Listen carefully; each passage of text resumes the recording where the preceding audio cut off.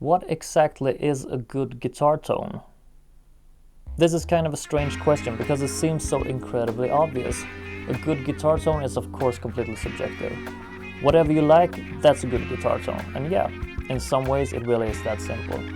But there's so much more to this question than you first might expect. So these are some tips for improving your sound.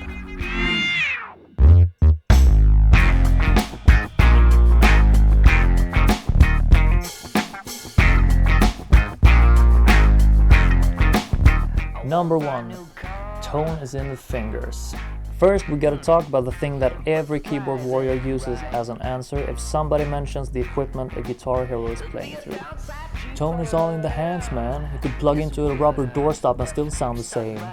This is partly true, except for the doorstop nonsense, of course. A good tone starts with the player.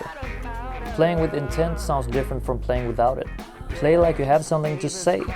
While talking about the hands, I should of course mention muting, a major factor in sounding good. Make sure only the strings that should be ringing are ringing.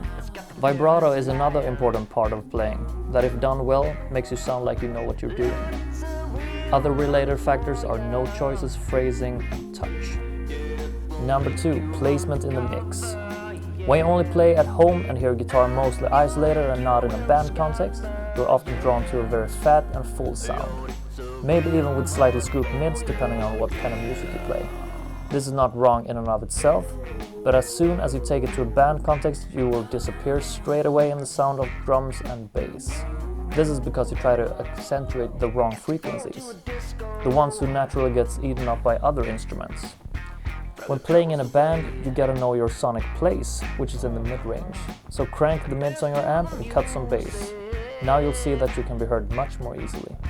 Also, what kind of band setting are you playing in? If you're the only guitar player in, say, a power trio, you can have a much fuller sound and still be heard, as opposed to if you're playing in a bigger band where lots of instruments are fighting in the mid-range frequencies. Then you'll have to find a way to poke out for your solos, preferably using EQ shaping and volume. If you have a slightly overdriven rhythm sound, I would suggest something like maybe a treble booster for some really focus-driven sounds.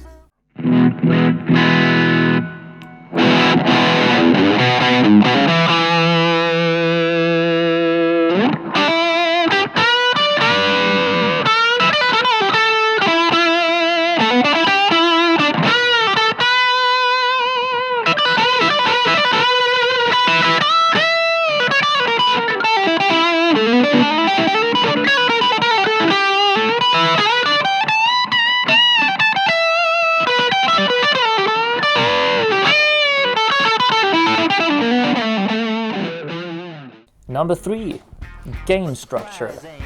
The amount of gain and how it is achieved is another part to experiment with. Too much gain can have the same effect as scooping your mids because it can turn your sound into a mudfest. It also limits the transients, the attack of the notes, which doesn't help. Try pulling back the gain a bit. It might be a bit uncomfortable if you're not used to it, but it can really give good results. If you use a fuzz pedal or more high gain sounds for your specific style, look again to your mids and volume controls. Number 4, mics and stuff. If you hear a good sound on a record or live recording, what you might not think of is the whole chain of processing the sound has gone through before it reaches your ears. Some of the variables after the guitar rig itself are amp miking. What mics were used and where in the room were they placed? This includes the room mics and mics for other instruments that recorded at the same time. Mic bleed is real, and the other mics that picks up the guitar by accident also goes through the following steps with different settings. Preamps, EQ, and compression. Most guitar tones are amplified, EQ'd, and sometimes compressed when recording. This is often done to make it fit better in the mix, or poke out of it for that matter. Different preamps and EQs sound different too. Effects. Reverbs, delays, and other effects are often added to the recorded sound. More EQ and compression is often added when doing the final mixing and then mastering. Then it's up to the format. Whether you're listening to a vinyl record, cassette tape, or an MP3, it's gonna sound very different. Then it depends on the speakers.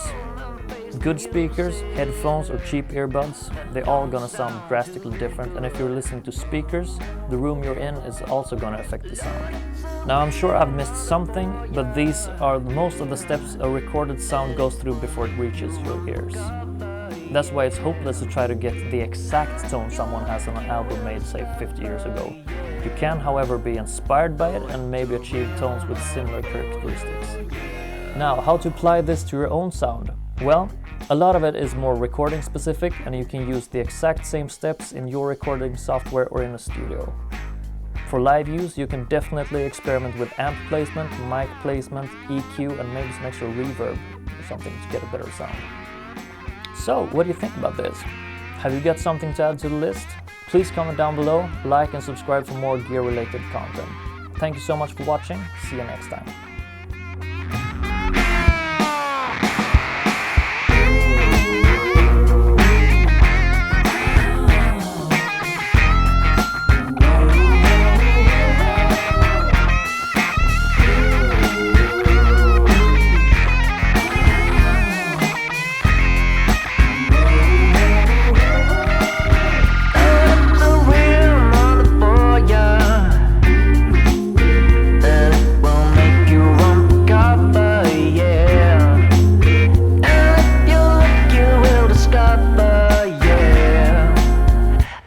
It's a real